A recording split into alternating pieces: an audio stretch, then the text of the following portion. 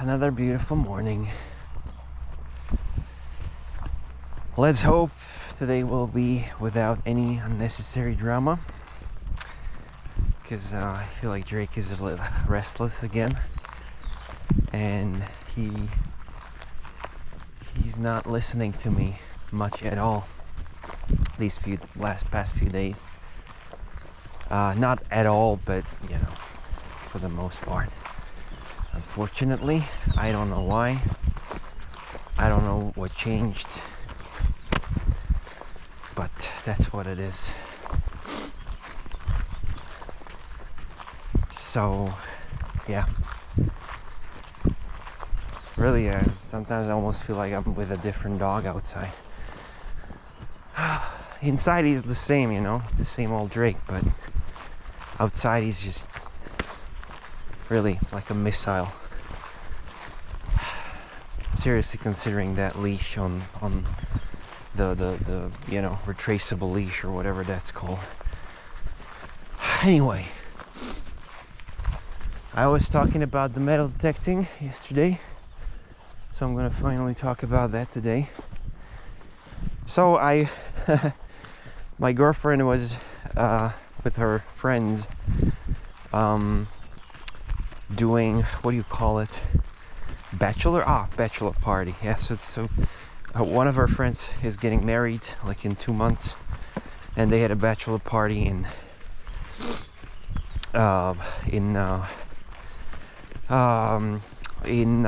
Hungary. Yeah, so she was away for like 3 days, and I decided to do a metal detecting marathon, which was essentially really from morning to evening to just detect. And I pre-picked 3 different places where I spent on Friday just like a part of the day, like 2-3 hours after work. But Saturday I was in the entire day out from 10 a.m. to like 6 p.m.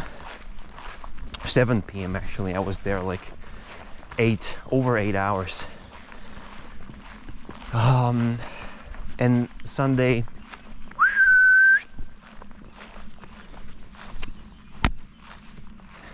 there's a deer. Dreiku, tady jdeme. Yeah.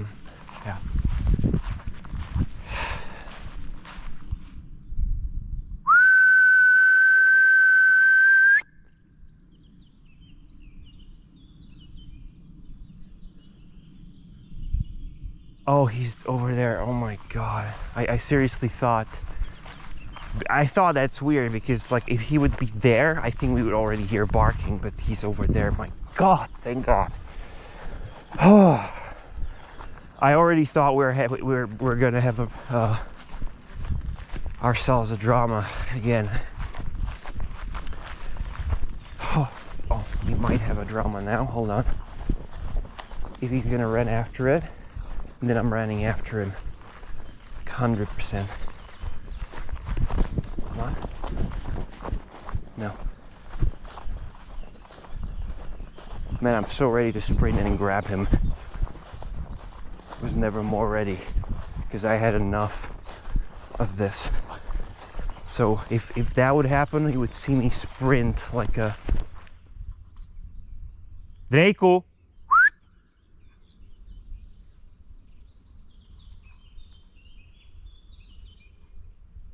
Well, he's in the bushes there. So if I go from this side,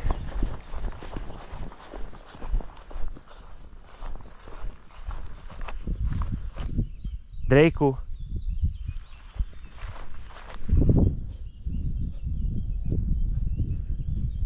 Yeah, well done, buddy. Pojď, Draco, tady jdeme, žádný běhání za nima.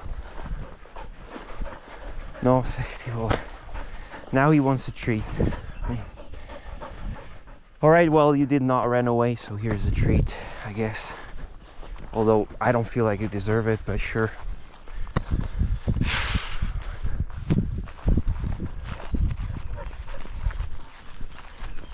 Oh man, I wish it would be the way it was like a year ago. That was such a chill, no problematic, you know, we could go anywhere and there was no problem. I don't understand what happened, really. I seriously don't understand. Because if you would know like how it was 2 years ago or a year ago, like it was completely different. Now it's like, I don't know, was it like, I think it's the injections, but it's like so different that I just don't understand. Like how could it change so much? We're walking in the same through the same routes for the past 3 years, but somehow this year is like 180 degree, like complete turnaround, you know, for whatever reason, you know. Anyway, sorry, I'm just I'm really tired of this, and it annoys me quite a lot because, yeah, this walk should be enjoyable. It shouldn't be like, you know, like handling a ticking time bomb, you know. God damn it. You know, yeah, I guess I'm gonna get the leash because, I mean, where is he now, you know? Oh, there. See, but that's the problem. I think I'm focused on it now. Before I didn't worry that much where he is. Now I'm like anxious, you know. I want to see him. I actually want to see where he is, you know. And if he disappears, I'm already getting sort of anxious because, like, oh, where is he? Is he chasing another deer, you know? Before it was like, oh, he's somewhere, you know, and he like turned out somewhere, and I was like totally fine, and nothing ever happened. Nothing ever happened. He wasn't even chasing deer. I think now he got a taste of like actually catching a deer, which happened like unfortunately like freaking 4 times this year. Then like now he's like, I don't know, I feel like he sort of overestimates his abilities, and he thinks like, oh, I can actually catch a deer. So when there's a deer, he fucking loses it, you know. And I guess still the injections are working for miraculous reasons, because I think it's been 2 months now. So it's still working, so he does feel like he can do anything, really, I guess. Sorry, I know I'm talking about this like every single walk, but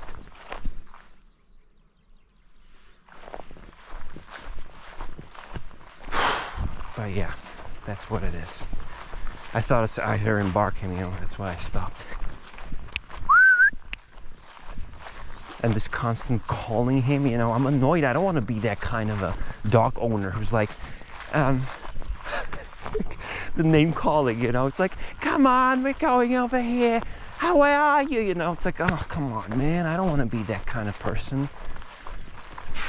Like anxious dog owner. I mean, that's like that's a absolute no-go for me. I don't want to be that person, really.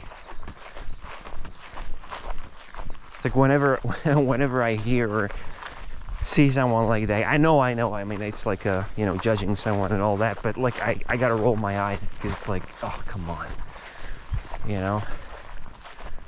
And I hate to be that person, but like, you know.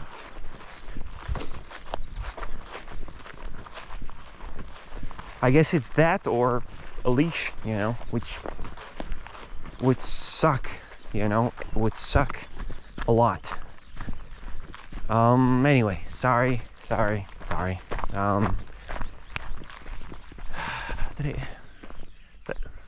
gonna see me. He's gonna know we're going this way. So, yep. So that's how I like to do it. Not like, oh, we're going this way, you know, and like constantly call him and give him orders and, you know, shout and all that. I think it's lame, you know. And it like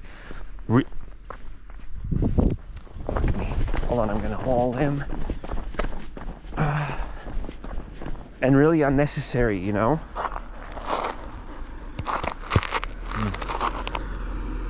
Back. Why is the car going so slowly? It's not necessary.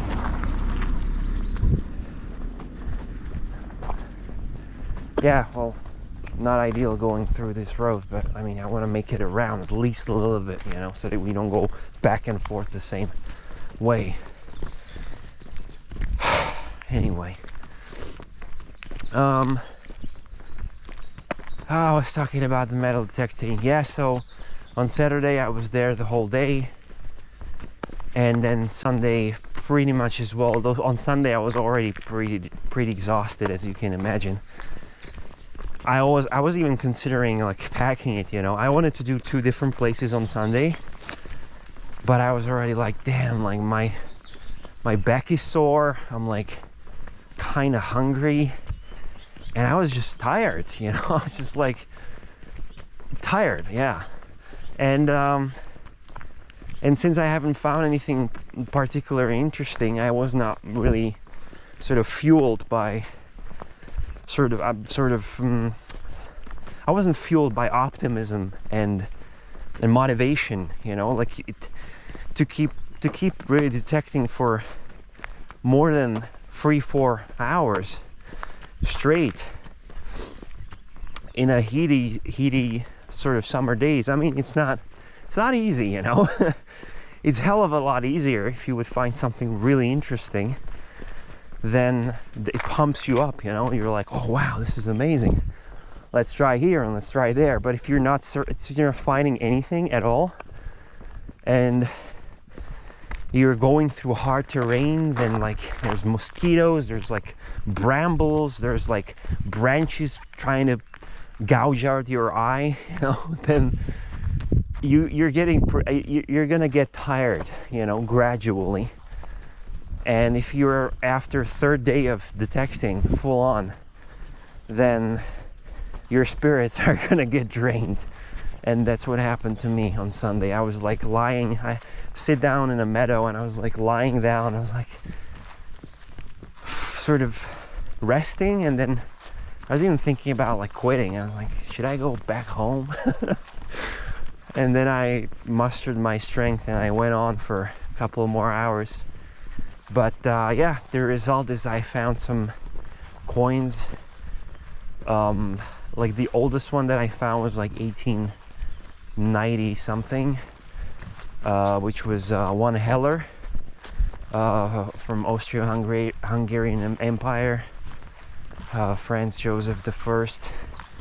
And then I found some 10 hellers, which were a little younger, also Franz Joseph I, well, like pre-World War I.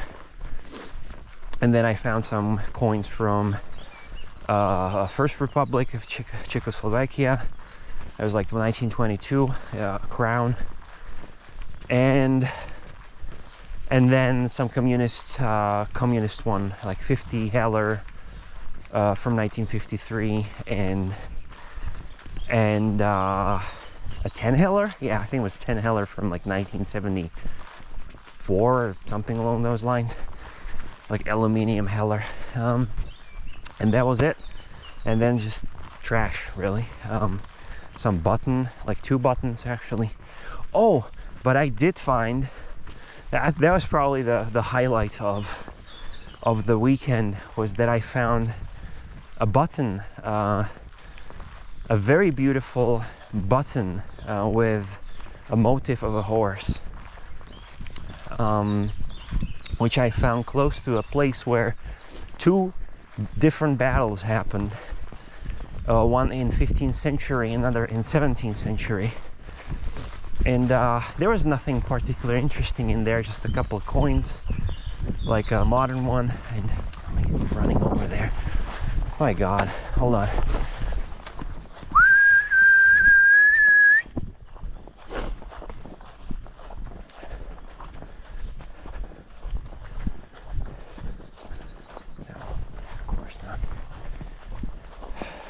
Going after him. So yeah, some modern coins, and unfortunately everything was overgrown. So for the most part I was in a forest where there was not much, or mostly nothing at all. I actually found out there was someone else with a metal detector before me, which I realized from several covered dug holes, and also once or twice there was an item, like an iron item, placed on a stump, which was clearly dug out. So I was like, okay, someone was here. But it was a huge forest, so I I wasn't discouraged by that. I was like, I don't think that person could, like, I'm sure I will not follow the exact steps of that person. And hell, that person might have not been the first one there, but you never know. And the forest was really huge, so I continued on. It was really my not only option, but one of the few options. Although then on my way back I discovered a potentially better option, but hell, I couldn't know. But there, when I finished in the forest, I went on to the fields. I found actually a spot which was not mowed. Or sorry, everything was overgrown. Well, for one field was mowed probably 2-3 weeks back, and the grass wasn't that long. So I could detect there a little bit. And I found a beautiful button, a large one, with a motif of a horse, which after that I found out and learned there was a very favorite motif for buttons in a certain period. I think that button and the period is probably Baroque. So most likely 17th, maybe 18th century. And each button was decorated by hand. So each of those buttons, when you look them up in a database, every single one of those horses look different. And artistically even, it's not like they have different lines, they're completely different. The whole motif, it's a horse, but it's a different artist essentially. Different person who was doing the engraving. And it's really, really beautiful. So that was the highlight, I guess, of the searches and of the prospecting work and detecting. And yeah, that was that. I mean, definitely hands down the most beautiful button I found to this day. But that was it. Other than that, not much. But hell, I'm not, like, that's the thing. I imagine, like, I mean, my girlfriend, like, she always asks me, like, are you not, like, discouraged that you haven't found anything yet? And I mean, I've put a lot of hours into it already. Not as many hours. I mean, there are people who are detecting for years and years. And I mean, I started back when I was 12, I think. It was in 2006 or something along those lines. So I was older. I was probably 13, 14. But essentially, I was still a kid when I started. And I found a couple of things, but nothing like major, nothing significant. Back then I had a very, very basic detector. And then the most amazing discovery I've made was 2014 with my second detector, when I sort of rekindled and restarted my metal detecting hobby. And that's when I found, I'll call it a treasure, because that was amazing. I already talked about that. It was the Slavo-Avaric belt decorations, from bronze.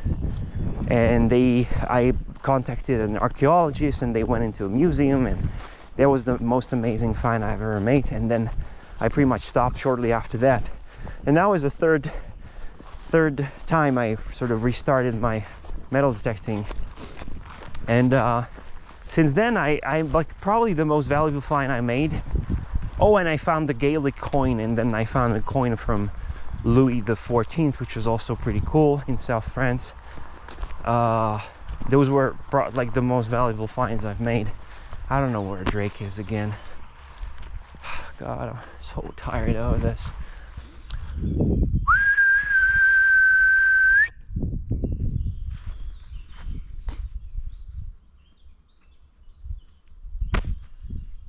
I guess we can just like wait here a little bit.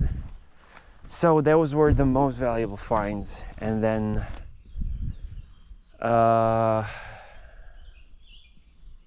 then there's the third time I restarted my hobby.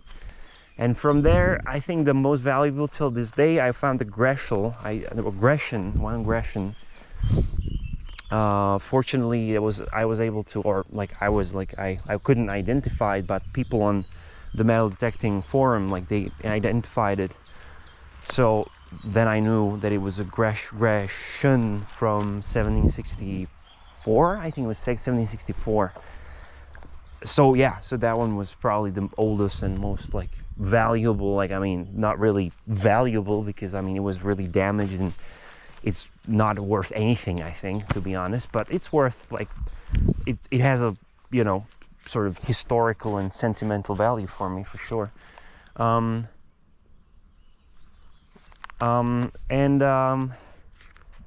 Yeah, but I've put a lot of, I don't know, like how many hours I could have put into it so far. I would say 50 hours maybe, I don't know. So it's not that crazy much, you know, probably more than 50, maybe 60, 70.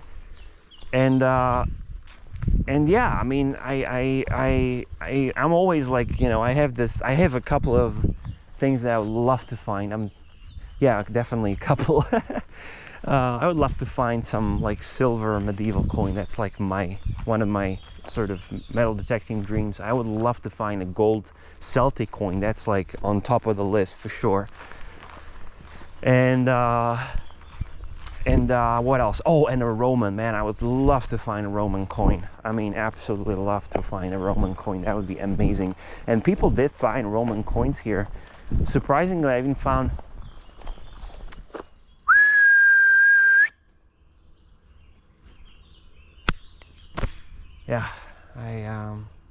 I don't know, like he was here last time I saw him was here, and then like that's the thing, he just fucking disappears. I'm sorry, excuse my language, but he just disappears, you know, like he's here, I see him, and then I don't know, maybe I look away for a moment and he's gone, like gone, you know, and then I call and he's nowhere, you know, absolutely nowhere. You know, I think what was working previously was that he was more sort of attached to me. Now that I think about it, he was more like attached in a way that he wanted to stay close to me. So I think that's something that was working too. And I think maybe because we were not separated for almost 3 years in a row, we were not separated for once. I mean, for a couple of hours, of course, but not longer than a day or so.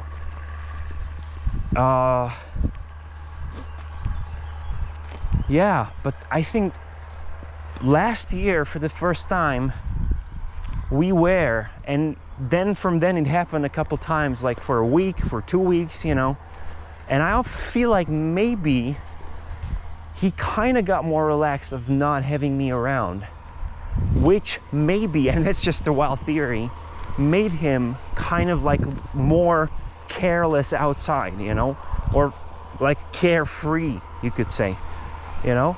Before he was like, oh, Vok's not around, and he was like coming back. Now he doesn't give a damn, and that's probably what's working against this whole thing as well, now that I think about it, you know, because it's got to be something other than these injections, you know. It's got to be something else too.